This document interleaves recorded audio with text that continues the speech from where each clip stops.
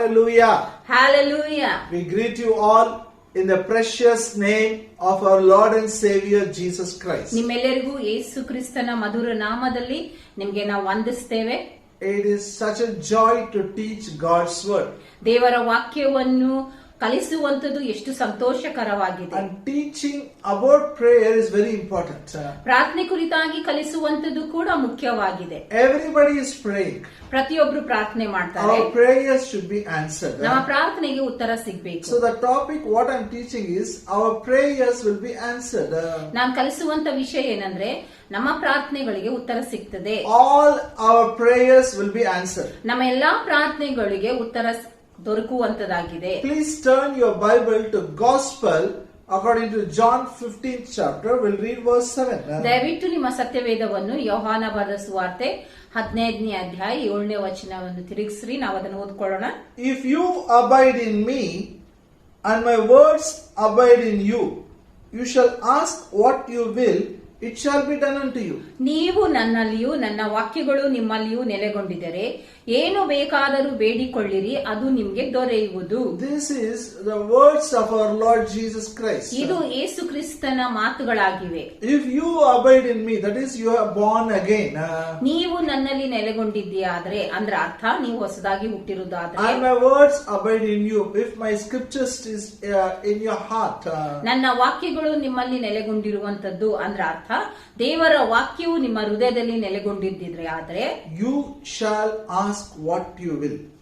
ನಿಮಗೆ ಏನು ಬೇಕಾದರೂ ಬೇಡಿಕೊಂಡ್ರೆ and it will be done unto you. ಅದು ನಿಮಗೆ ದೊರೆಯುವುದು. Hallelujah. Hallelujah. So before you start the prayer, the first step is you must be convinced God is my Father, He wants to answer my prayer. ಪ್ರಾರ್ಥನೆ ಮಾಡೋಕ್ಕಿಂತ ಮುಂಚೆ ನಿಮ್ಗೆ ಇಷ್ಟು ಖಚಿತತೆ ಇರಬೇಕೇನಂದ್ರೆ ದೇವರು ನನ್ನ ತಂದೆ ಆಗಿದ್ದಾನೆ ಮತ್ತು ಆತನು ನನ್ನ ಪ್ರಾರ್ಥನೆಗೆ ಉತ್ತರ ಕೊಡುವುದಕ್ಕಾಗಿ ಬಯಸ್ತಾನೆ. Second, you must decide what you want based on the word of God. ಎರಡನೇದಾಗಿ ನೀವು ನಿಮ್ಮ ಪ್ರಾರ್ಥನೆಯನ್ನು ದೇವರ ವಾಕ್ಯದ ಆಧಾರವಾಗಿ ನಿರ್ಧಾರ ಮಾಡಬೇಕು. You should use the promise of God in your prayer. ನಿಮ್ಮ ಪ್ರಾರ್ಥನೆಗಳಲ್ಲಿ ದೇವರ ವಾಗ್ದಾನಗಳನ್ನು ಉಪಯೋಗಿಸಿಕೊಳ್ಳಬೇಕು. These two things you should do it before an act of prayer. ಈ ಎರಡು ವಿಷಯಗಳು ನೀವು ಪ್ರಾರ್ಥನೆ ಮಾಡೋಕ್ಕಿಂತ ಮುಂಚೆ ಮಾಡಬೇಕಾಗಿರುವಂತದ್ದು. When you pray, you should pray already you have received it, then you will have it. ಯಾವಾಗ ನೀವು ಪ್ರಾರ್ಥನೆ ಮಾಡ್ತೀರೋ ನೀವು ನಂಬಬೇಕು ಆಗ್ಲೇ ನಿಮ್ಗೆ ಸಿಕ್ಕಿದೆ ಎಂಬುದಾಗಿ, ಅವಾಗ ನಿಮ್ಗೆ ಸಿಗುವುದು. That is the third step. ಅದೇ ಮೂರನೇ ಹೆಜ್ಜೆ ಆಗಿದೆ. You should not ask God, give me, give me, give me.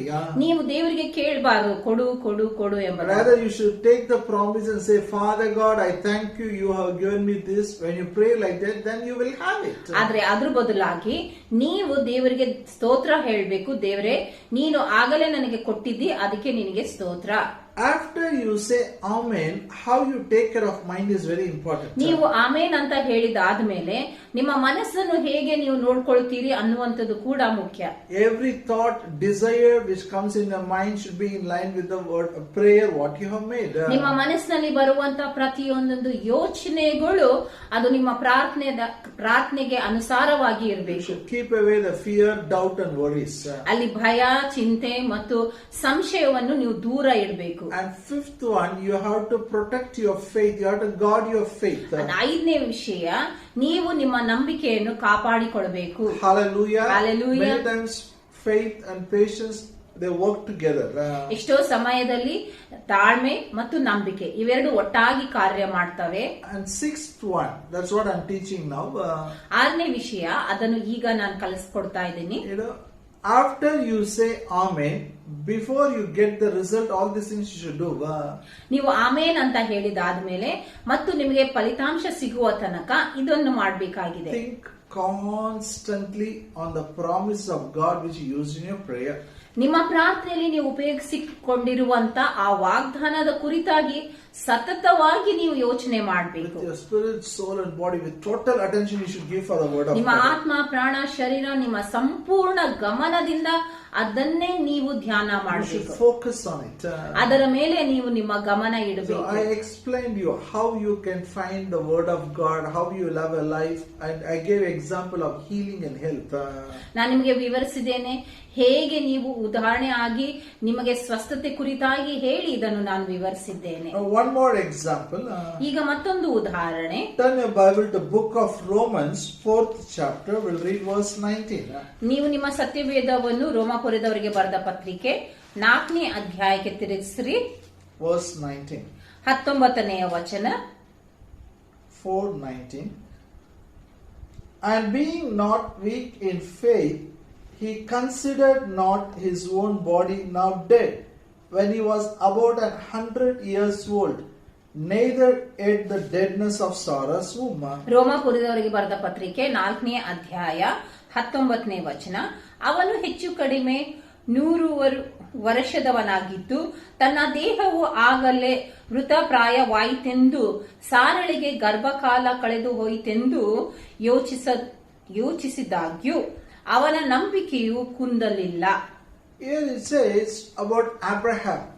ಇಲ್ಲಿ ಅಬ್ರಹಾಮನ ಕುರಿತಾಗಿ ಹೇಳ್ತದೆ. This is not weak in faith.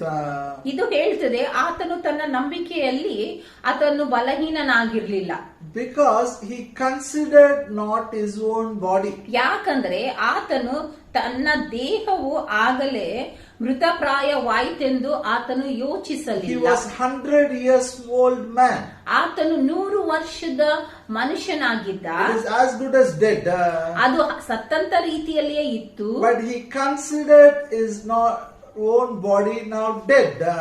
ಆತನು ತನ್ನ ದೇಹವು ಮೃತ ಕಾಲವಾಯಿತೆಂದು ಆತನು ಯೋಚಿಸಲಿಲ್ಲ. And he did not consider the deadness of Sarah's womb. ಅದೇ ರೀತಿಯಲ್ಲಿ ಸಾರಳ ಗರ್ಭಕಾಲವು ಕಳೆದು ಹೋಯಿತೆಂದು ಕೂಡ ಆತನು ಯೋಚಿಸಲಿಲ್ಲ. She was almost 90 years old lady. ಆಕೆ 90 ವರ್ಷದವಳಾಗಿದ್ದಳು. Medically unfit to have a child. ನೋಡ್ಬೇಕಾದ್ರೆ ವೈದ್ಯಕೀಯವಾಗಿ ಆಕೆ ಮಗು ಹೆರುವುದಕ್ಕೆ ಆಕೆಗೆ ಯೋಗ್ಯತೆ ಇರಲಿಲ್ಲ. Why he did not consider about his body or his wife's deadness of the womb? ಯಾಕೆ ಆತನು ತನ್ನ ದೇಹ ಮತ್ತು ಸಾರಳ ಒಂದು ಗರ್ಭದ ವಿಷಯವಾಗಿ ಆತನು ಯೋಚಿಸಲಿಲ್ಲ? Because he was constantly thinking on the promises of God. ಯಾಕಂದ್ರೆ ಆತನು ಸತತವಾಗಿ ದೇವರ ವಾಗ್ದಾನದ ಬಗ್ಗೆನೇ ಯೋಚನೆ ಮಾಡ್ತಾ ಇದ್ದ. Abraham never had a church like you and me. ಅಬ್ರಹಾಮನಿಗೆ ನಿಮ್ಮ ಮತ್ತು ನಮ್ಮ ತರ ಆತನಿಗೆ ಸಭೆ ಇರಲಿಲ್ಲ. Abraham never had a Bible like you and me. ಅಬ್ರಹಾಮನಿಗೆ ನಮ್ಮ ಮತ್ತು ನಿಮ್ಮ ಬಳಿಯಲ್ಲಿ ಇರುವಂತ ಬೈಬಲ್ ಕೂಡ ಆತನಲ್ಲಿ We have a Bible, we have thousands of promises now. ನಮ್ಮ ಹತ್ರ ಬೈಬಲ್ ಇದೆ ಮತ್ತು ಎಷ್ಟೊಂದು ಸಾವಿರಾರು ವಾಗ್ದಾನಗಳಿದ್ದಾವೆ. And we have a church to teach. ಆಮೇಲೆ ನಮಗೆ ಸಭೆ ಇದೆ ಇದೆಲ್ಲ ಕಲಿಸುವುದಕ್ಕಾಗಿ. Abraham didn't have all the facilities like you and me. ಆದ್ರೆ ಅಬ್ರಹಾಮನಿಗೆ ನಿಮ್ಮ ಮತ್ತು ನಮಗೆ ಇರುವಂತ ಎಲ್ಲ ವ್ಯವಸ್ಥೆಗಳ ಲಾಭ ಇರಲಿಲ್ಲ. But still he considered not his own body dead, and he did not consider his deadness of the Sarah's womb. ಆದಾಗ್ಯೂ ಆತನು ತನ್ನ ದೇಹವು ಮೃತಾಗಿದೆ ಮತ್ತು ಆ ಸಾರಳ ಗರ್ಭಕಾಲ ಮುಗಿದು ಹೋಗಿದೆ ಎಂದು ಯೋಚನೆ ಮಾಡಲಿಲ್ಲ. Because he was focusing on the promises of God. ಯಾಕಂದ್ರೆ ಆತನು ದೇವರ ವಾಗ್ದಾನದ ಮೇಲೆ ಆತನು ಗಮನ ಇಟ್ಟಿದ್ದ. Please turn your Bible to book of Genesis, 22nd chapter. We'll read verse 17. ದಯವಿಟ್ಟು ನಿಮ್ಮ ಸತ್ಯವೇದವನ್ನು ಆದಿಕಾಂಡ 22nd chapter, 22ನೇ ಅಧ್ಯಾಯ verse 17. 17ನೇ ವಚನಕ್ಕೆ ತಿರುಗಿಸ್ರಿ. That in blessing I will bless thee, in multiplying I will multiply the seed as the stars of heaven, as the seed which was upon the seashore, and the seed shall possess the gate in promises. ನಾನು ನಿನ್ನನ್ನು ಆಶೀರ್ವದಿಸುವೆನು, ನಿನ್ನ ಸಂತತಿಯನ್ನು ಹೆಚ್ಚಿಸುವೆನು, ಅದನ್ನು ಆಕಾಶದ ನಕ್ಷತ್ರಕ್ಕಿಂತಲೂ ಸಮುದ್ರ ತೀರದಲ್ಲಿರುವ ಉಸುಬಿನಂತೆಯೂ ಅಸಂಖ್ಯವಾಗಿ ಮಾಡುವೆನು. ಅವರು ಶತ್ರುಗಳ ಪಟ್ಟಣಗಳನ್ನು ಸ್ವಾಧೀನ ಮಾಡಿಕೊಳ್ಳುವರು. God is saying, Abraham, you look at the stars of the sky, like that I am going to give children. ದೇವರು ಅಬ್ರಹಾಮನಿಗೆ ಹೇಳ್ತಾ ಇದ್ದಾನೆ, ಅಲ್ಲಿ ಆಕಾಶದಲ್ಲಿರುವಂತ ನಕ್ಷತ್ರಗಳನ್ನು ನೋಡು, ನಾನು ನಿನ್ನ ಸಂತತಿಯನ್ನು ಹಾಗೆ ಮಾಡುವೆನು. God gave him work. ದೇವರು ಆತನಿಗೆ ಕೆಲಸವನ್ನು ಕೊಟ್ಟನು. Don't look at your body. Don't look at your wife's deadness of Sarah's womb. ನಿನ್ನ ದೇಹವನ್ನಾಗ್ಲಿ ಸಾರಳ ಒಂದು ಸತ್ತಿರುವಂತ ಗರ್ಭದ ಬಗ್ಗೆ ಆಗ್ಲಿ ನೋಡ್ಬೇಡ. You look at the stars in the sky. ಆದ್ರೆ ಆಕಾಶದಲ್ಲಿರುವಂತ ನಕ್ಷತ್ರವನ್ನು ನೋಡು. Can you count it? ಅದನ್ನು ನೀನು ಎಣಿಸಬಹುದಾ? Like that, I'm going to give you children. ಆ ರೀತಿಯಲ್ಲಿ ನಿನಗೆ ನಾನು ಮಕ್ಕಳನ್ನು ಕೊಡ್ತೇನೆ. Then he says, you see the seashore sand how it is. ನೀನು ಸಮುದ್ರದ ತೀರದಲ್ಲಿ ನೀನು ಗುಸುಬನ್ನು ನೋಡ್ತಾ ಇದೀಯಲ್ಲ. Like that, I'm going to give you children. ಹಾಗೇನೆ ನಿನಗೆ ನನ್ನ ಮಕ್ಕಳನ್ನು ಕೊಡ್ತೇನೆ. Hallelujah. Hallelujah. Genesis 13th chapter. ಆದಿಕಾಂಡ 13ನೇ ಅಧ್ಯಾಯ verse 16. 16ನೇ ವಚನ. Genesis 13:16. ಆದಿಕಾಂಡ 13:16. This is one more promise the Lord gave Abraham. ಇದು ಇನ್ನೊಂದು ವಾಗ್ದಾನವಾಗಿದೆ, ಯಾವುದು ದೇವರು ಅಬ್ರಹಾಮನಿಗೆ ಕೊಟ್ಟನು. I will make thy seed as the dust of the earth, so that if a man can number the dust of the earth, then shall thy seed also be numbered. ನಿನ್ನ ಸಂತಾನದವರನ್ನು ಭೂಮಿಯ ಧೂಳಿನಷ್ಟು ಮತ್ತು ಅಸಂಖ್ಯವಾಗಿ ಮಾಡುವೆನು. ಭೂಮಿಯಲ್ಲಿರುವ ಧೂಳನ್ನು ಲೆಕ್ಕ ಮಾಡುವುದಾದರೆ ನಿನ್ನ ಸಂತಾನವನ್ನು ಲೆಕ್ಕಿಸಲಾದೀತು. He says, I am going to give you children. They'll be like a dust of the earth. ದೇವರು ಹೇಳ್ತಾ ಇದ್ದಾನೆ, ನಾನು ನಿನಗೆ ಮಕ್ಕಳು ಕೊಡ್ತೇನೆ, ಆದರೆ ಅವರು ಭೂಮಿಯ ಧೂಳಿನಂತೆ ಇರುವರು. Can a man count the dust of the earth? ಒಬ್ಬ ಮನುಷ್ಯನು ಭೂಮಿಯ ಧೂಳನ್ನು ಆತನು ಲೆಕ್ಕಿಸಬಹುದಾ? Like that, I'm going to give you children. ಆ ರೀತಿಯಲ್ಲಿ ನಿನಗೆ ನಾನು ಮಕ್ಕಳನ್ನು ಕೊಡ್ತೇನೆ. Why Abraham did not consider his own body? ಯಾಕೆ ಅಬ್ರಹಾಮನು ತನ್ನ ಸ್ವಂತ ದೇಹವನ್ನು ಆತನು ಗ್ರಹಿಸಲಿಲ್ಲ? Because he was very busy. ಯಾಕಂದ್ರೆ ಆತನು ಬಹಳ ವ್ಯಸ್ತವಾಗಿದ್ದ. God gave him these 3 promises. ದೇವರು ಆತನಿಗೆ ಈ 3 ವಾಗ್ದಾನಗಳನ್ನು ಕೊಟ್ಟನು. Look at the stars. ಅಲ್ಲಿ ನಕ್ಷತ್ರಗಳನ್ನು ನೋಡು. Look at the sand in the seashore. ಅಲ್ಲಿ ಹುಸುಗನ್ನು ನೋಡು. And look at the dust. ಮತ್ತು ನೀನು ಧೂಳನ್ನು ನೋಡು. Hallelujah. Say after me. Stars, sand, dust. ನನ್ನೊಟ್ಟಿಗೆ ಹೇಳ್ರಿ, ನಕ್ಷತ್ರ, ಹುಸುಗು, ಧೂಳು. So he kept his eyes on the word of God. ಅದಕ್ಕೆ ಆತನು ದೇವರ ಮೇಲೇನೆ ಆತನ ದೃಷ್ಟಿ, ಆತನ ಕಣ್ಣನ್ನು ಇಟ್ಟನು. On the word of God, on the promise of God, he kept his eyes. ಆ ದೇವರ ವಾಕ್ಯ ಮತ್ತು ದೇವರ ವಾಗ್ದಾನದ ಮೇಲೇನೆ ಆತನು ತನ್ನ ದೃಷ್ಟಿಯನ್ನು Morning and afternoon, evening, night, he just kept on focusing on God's word. ಬೆಳಗ್ಗೆ, ಮಧ್ಯಾಹ್ನ, ಸಾಯಂಕಾಲ, ರಾತ್ರಿ ಯಾವಾಗಲೂ ಸದಾಕಾಲ ಆತನ ದೃಷ್ಟಿ ದೇವರ ವಾಗ್ದಾನದ ಮೇಲೇನೆ ಇತ್ತು. And they had a miracle child. ಅವರಿಗೆ ಅದ್ಭುತವಾದಂತ ಮಗು ಅವರಿಗೆ ಆಯಿತು. That is the way we should live. ಇದೇ ರೀತಿಯಲ್ಲಿ ನಾವು We should ಜೀವಿಸಬೇಕಾಗಿದೆ. not believe our circumstances. ನಾವು ನಮ್ಮ ಪರಿಸ್ಥಿತಿಯನ್ನು ನಾವು ನಂಬಬಾರದು. We should not turn back, away from against the promise of God. ನಾವು ದೇವರ ವಾಗ್ದಾನವನ್ನು ಬಿಟ್ಟು ಬೇರೆ ಕಡೆ ನಾವು ಗಮನ What ಹಾಕಬಾರದು. God's word says, this mental picture we should have. We should keep on seeing it, keep on seeing it, keep on seeing it. Only then we'll have. ದೇವರ ವಾಕ್ಯ ಏನ್ ಹೇಳ್ತದೋ ಅದರ ಮನಸ್ಸಿನ ಒಂದು ಚಿತ್ರ ನಮ್ಮಲ್ಲಿ ಇರಬೇಕು ಮತ್ತು ಅದನ್ನೇ ನಾವು ಸತತವಾಗಿ ನೋಡ್ತಾ ಇರಬೇಕು. If you're going to one city, that city picture comes in your mind. ಈಗ ನೋಡ್ರಿ, ನೀವು ಯಾವ್ದಾದ್ರು ಒಂದು ಪಟ್ಟಣಕ್ಕೆ ಹೋದ್ರೆ ಆ ಪಟ್ಟಣದ ಒಂದು ಚಿತ್ರ ನಿಮ್ಮ ಕಣ್ಣಿನ ಎದುರುಗಡೆ Then you ಬರ್ತದೆ. go to that place. ಆಮೇಲೆನೆ ನೀವು ಆ ಸ್ಥಳಕ್ಕೆ ಹೋಗ್ತೀರಾ. You don't go the other way around. ಆದ್ರೆ ನೀವು ಇನ್ನೊಂದು ವಿರುದ್ಧವಾಗಿ ಮಾಡೋದಿಲ್ಲ. You should not lose your focus. ನೀವು ನಿಮ್ಮ ಗಮನವನ್ನು ಕಳೆದುಕೊಳ್ಬಾರ್ದು. Stand your Bible to Luke 17th chapter verse 32. ನಿಮ್ಮ ಸತ್ಯವೇದವನ್ನು ಲೂಕನು ಬರೆದ ಸುವಾರ್ತೆ 17th chapter 17ನೇ ಅಧ್ಯಾಯ verse 32. 32ನೇ ವಚನವನ್ನು ನೋಡ್ಕೊಳ್ಳೋಣ ಅಂತ. Here is one person who lost the focus. ಇಲ್ಲಿ ಒಬ್ಬ ವ್ಯಕ್ತಿ ಇದ್ದಾನೆ, ಯಾರು ತನ್ನ ಗಮನವನ್ನು ಕಳೆದುಕೊಂಡನು. God says, remember that person. ದೇವರು ಹೇಳ್ತಾ ಇದ್ದಾನೆ, ಆ ವ್ಯಕ್ತಿಯನ್ನು ನೀನು ನೆನಪು ಮಾಡಿಕೋ. Remember Lot's wife. ಲೋಟನ ಹೆಂಡತಿಯನ್ನು ನೆನೆಸಿಕೋ. Hallelujah. Hallelujah. God says, remember. ದೇವ್ರು ಹೇಳ್ತಾ ಇದ್ದಾನೆ, ನೆನೆಸಿಕೋ, ನೆನ್ಪಿಟ್ಟು. You know why? ನಿಮ್ಗೆ ಗೊತ್ತಾ ಯಾಕೆ? God told, don't turn back, she turned back. ಯಾಕಂದ್ರೆ ದೇವರು ಲೋಟನ ಹೆಂಡತಿಗೆ ಹೇಳಿದನು, ನೀನು ಹಿಂದೆ ತಿರುಗಬೇಡ, ಆದರೆ ಆಕೆ ಹಿಂದೆ ತಿರುಗಿದಳು. Hallelujah. Hallelujah. She became a pillar of salt. ಆಕೆ ಒಂದು ಉಪ್ಪಿನ ಕಂಬವಾದಳು. you should not lose your focus. ನೀವು ನಿಮ್ಮ ದೃಷ್ಟಿಯನ್ನು ಅಲ್ಲಿ ಕಳೆದುಕೊಳ್ಳಬಾರದು. After prayer, all that scripture you are praying, the promise of God, you should keep thinking about it, keep thinking about it, keep thinking about it, then till you get the answer. ಪ್ರಾರ್ಥನೆ ಆದ್ಮೇಲೆ ನೀವು ಎಲ್ಲಾ ಆ ಪ್ರಾರ್ಥನೆ ಕುರಿತಾಗಿ ಇರುವಂತ ಎಲ್ಲಾ ವಾಗ್ದಾನಗಳನ್ನು ಯೋಚಿಸ್ತಾನೇ ಇರಬೇಕು. Hallelujah. Hallelujah. One more time, turn your Bible to John 15th chapter. ಇನ್ನ ಒಂದು ಆವರ್ತಿ ಯೋಹಾನ ಬರೆದ ಸುವಾರ್ತೆ 15ನೇ ಅಧ್ಯಾಯಕ್ಕೆ ತಿರುಗಿಸ್ರಿ. Verse 7. 7ನೇ ವಚನಕ್ಕೆ. This is our scripture we started. ಈ ಒಂದು ವಾಕ್ಯದಿಂದನೇ ನಾವು ಪ್ರಾರಂಭ ಮಾಡಿದ್ದೇವೆ. It says, if you abide in me, my words abide in you, you shall ask what you will, it shall be done unto you. ನೀವು ನನ್ನಲ್ಲಿಯೂ ನನ್ನ ವಾಕ್ಯಗಳು ನಿಮ್ಮಲ್ಲಿಯೂ ನೆಲೆಗೊಂಡಿದ್ದರೆ ಏನು ಬೇಕಾದರೂ ಬೇಡಿಕೊಳ್ಳಿರಿ, ಅದು ನಿಮಗೆ ದೊರೆಯುವುದು. The biblical pattern of interpretation is, we should find out which is the word comes again and again. Our focus should be on that.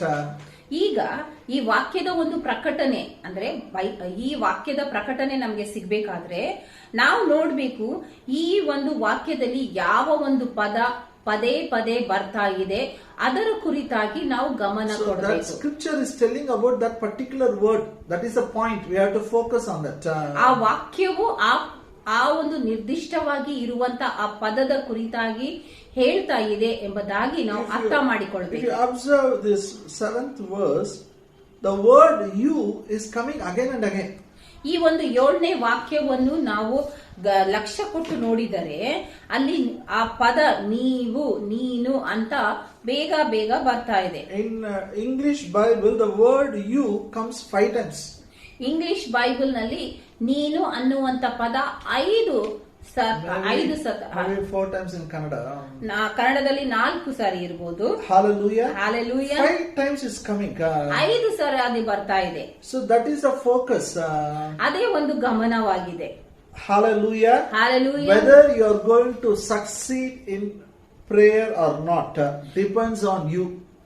ನಿಮ್ಮ ಪ್ರಾರ್ಥನೆಯಲ್ಲಿ ನೀವು ಯಶಸ್ಸನ್ನು ಹೊಂದುತ್ತೀರೋ ಇಲ್ಲವೋ ಈ ವಿಷಯವು ನಿಮ್ಮ ಮೇಲೆನೆ ಆತುಕೊಂಡಿದೆ. The whole emphasis on getting the answer for prayer, it's on you.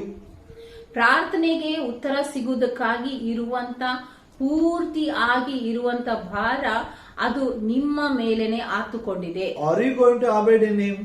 ಆತನಲ್ಲಿ ನೀವು ನೆಲೆಗೊಂಡಿರ್ತೀರಾ? Are you going to allow the word of God to abide in you? ನೀವು ದೇವರ ವಾಕ್ಯವು ನಿಮ್ಮಲ್ಲಿ ನೆಲೆಗೊಂಡಿರುವಂತೆ ನೀವು ಅನುಮತಿ ಕೊಡ್ತೀರಾ? Are you going to pray? ನೀವು ಪ್ರಾರ್ಥನೆ ಮಾಡ್ತೀರಾ? Hallelujah. It is, everything is on you. See, if your prayers are not answered, you should not blame anyone. ಈಗ ನಿಮ್ಮ ಪ್ರಾರ್ಥನೆಗೆ ಉತ್ತರ ಸಿಗ್ತಾ ಇಲ್ಲ ಅಂದ್ರೆ ನೀವು ಯಾರಿಗೆ ಕೂಡ ನೀವು ಅಲ್ಲಿ ಜವಾಬ್ದಾರಿ ಅಂತ ವಹಿಸಬಾರದು. You should not tell it's because of my father, mother, this person, that person. No, everything is on you. ನೀವೆಂದು ಹೇಳ್ಬಾರ್ದು ನಮ್ಮ ತಂದೆ ತಾಯಿ ಅವರ ಒಂದು ಕಾರಣದಿಂದಲೇ ನನ್ನ ಪ್ರಾರ್ಥನೆಗೆ ಉತ್ತರ ಸಿಕ್ಕಿಲ್ಲ. And second, there's one more word is repeated twice here. ಎರಡನೇದಾಗಿ ಈ ಒಂದು ವಾಕ್ಯದಲ್ಲಿ ಇನ್ನೊಂದು ಪದ 2 ಸಾರಿ ಅದು ಹೇಳಲ್ಪಟ್ಟಿದೆ. Abide. ಆ ವಾಕ್ಯ ಯಾವುದಂದ್ರೆ ನೆಲೆಗೊಂಡಿರುವಂತದ್ದು. You abide in me, my words abide in you. ನೀವು ನನ್ನಲ್ಲಿ ನೆಲೆಗೊಂಡಿದ್ದಾರೆ, ನನ್ನ ವಾಕ್ಯಗಳು ನಿಮ್ಮಲ್ಲಿ ನೆಲೆಗೊಂಡಿದ್ದಾರೆ. Abide word is something wonderful. It has a wonderful meaning. ನೆಲೆಗೊಂಡಿರುವಂತದ್ದು ಅನ್ನುವಂತ ಪದ ಅದು ಬಹಳ ಅದ್ಭುತವಾದಂತ ಪದವಾಗಿದೆ. To settle down inside, to live permanently. ಅಂದ್ರೆ ಅರ್ಥ ನೀವು ಶಾಶ್ವತವಾಗಿ ಅಲ್ಲಿ ಶಾಶ್ವತವಾಗಿ ನೆಲೆಗೊಂಡಿರುವಂತದ್ದು ಇರುವಂತದ್ದು. When you are born again, you are abiding in Christ. ನೀವು ಯಾವಾಗ ಹೊಸದಾಗಿ ಹುಟ್ಟುತ್ತೀರೋ ನೀವು ಕ್ರಿಸ್ತನಲ್ಲಿ ನೆಲೆಗೊಂಡಿರ್ತೀರಾ. That is easy. ಅದು ಬಹಳ ಸುಲಭ. Second, this you have to make an effort to make sure word of God abides in you. ಎರಡನೇದಾಗಿ ನೀವು ದೇವರ ವಾಕ್ಯವು ನಿಮ್ಮಲ್ಲಿ ನೆಲೆಗೊಂಡಿರುವಂತೆ ಅಲ್ಲಿ ನೀವು ಖಚಿತವಾಗಿ ಮಾಡಿಕೊಳ್ಳಬೇಕು. Permanently it should stay inside you. ಶಾಶ್ವತವಾಗಿ ಈ ವಾಕ್ಯ ನಿಮ್ಮಲ್ಲಿ ಇರಬೇಕು. That's why when you listen to the message, you should receive the word. ಅದಕ್ಕಾಗಿಯೇ ಆದ ಕಾರಣ ಯಾವಾಗ ನೀವು ದೇವರ ವಾಕ್ಯವನ್ನು ಕೇಳಿಸಿಕೊಳ್ತೀರೋ ನೀವು ಅದನ್ನು ನಿಮ್ಮ ಒಳಗಡೆ ಹೊಂದಿಕೊಳ್ಳಬೇಕು. Then you can ask what you will. ಆಗ ನೀವು ಏನ್ ಬೇಕಾದ್ರೂ ಕೇಳ್ತೀರೋ. Then comes the climax. ಅವಾಗ ಅಲ್ಲಿ ಇರುವಂತ ಮುಖ್ಯ ಒಂದು ಸ್ಥಿತಿಗೆ ಬರ್ತದೆ. It shall be done unto you. ಅವಾಗ ಅದು ನಿಮಗೆ ದೊರೆಯುವುದು. Your prayer will be answered. ನಿಮ್ಮ ಪ್ರಾರ್ಥನೆಗೆ ಉತ್ತರ ಸಿಗ್ತದೆ. Hallelujah. Hallelujah. I gave an example of healing. ನಾನು ಸ್ವಸ್ಥತೆ ಕುರಿತಾಗಿ ಉದಾಹರಣೆ ಕೊಟ್ಟೆ. Same thing applies for your for finances. ನಿಮ್ಮ ಹಣಕಾಸಿನ ವಿಷಯವಾಗಿಯೂ For ಇದೇ all ಅಲ್ಲಿ spiritual ಅನುಕೂಲವಾಗುತ್ತದೆ. blessings. ಆತ್ಮಿಕ ಆಶೀರ್ವಾದ Success in career, education, studies. ನಿಮ್ಮ ವಿದ್ಯಾಭ್ಯಾಸದಲ್ಲಿ, ನಿಮ್ಮ ಒಂದು ಕೆಲಸದಲ್ಲಿ ಯಶಸ್ಸಿಗಾಗಿ ಕೂಡ, Family life. ನಿಮ್ಮ ಕುಟುಂಬದ ಜೀವಿತಕ್ಕಾಗಿ ಕೂಡ Every prayer will be answered. ನಿಮ್ಮ ಪ್ರತಿಯೊಂದು ಪ್ರಾರ್ಥನೆಗೆ ಉತ್ತರ ಸಿಗ್ತದೆ. Hallelujah. Hallelujah. Shall we pray? ನಾವು ಪ್ರಾರ್ಥನೆ ಮಾಡೋಣವಾ? Abba Father, we pray in the name of Jesus. ಅಪ್ಪ ತಂದೆ ಯೇಸುವಿನ ಹೆಸರಿನಲ್ಲಿ ನಾವು ಪ್ರಾರ್ಥನೆ Open ಮಾಡ್ತೇವೆ. their eyes of understanding. ಇವರ ತಿಳುವಳಿಕೆ ಕಣ್ಣುಗಳನ್ನು ತೆಗೆ. They will not consider what they see with their eyes. ಅವ್ರ ಕಣ್ಣಿನಿಂದ ನೋಡುವಂತ ವಿಷಯವನ್ನು ಅವರು ಅದ್ ಲೆಕ್ಕಕ್ಕೆ ತರುವುದಿಲ್ಲ. Their focus will be on the promise of God. ಅವರ ದೃಷ್ಟಿಯು ಯಾವಾಗಲೂ ದೇವರ ವಾಗ್ದಾನದ ಮೇಲೆ Your ಇರುವಂತದ್ದಾಗಿರುತ್ತದೆ. word will abide in their hearts. ನಿನ್ನ ವಾಕ್ಯವು ಅವರ ಹೃದಯದಲ್ಲಿ ನೆಲೆಗೊಂಡಿರ್ತದೆ. They will pray and their prayers will be answered. ಅವರು ಪ್ರಾರ್ಥನೆ ಮಾಡ್ತಾರೆ ಮತ್ತು ಅವರ ಪ್ರಾರ್ಥನೆಗೆ ಉತ್ತರ ಸಿಗ್ತದೆ. In Jesus' name we pray. ಯೇಸುವಿನ ಹೆಸರಿನಲ್ಲಿ ನಾವು ಪ್ರಾರ್ಥನೆ ಮಾಡ್ತೇವೆ. Amen. Amen. May the grace of our Lord Jesus Christ, love of the Father, and the sweet fellowship of the Holy Spirit be with us now and forever. Amen.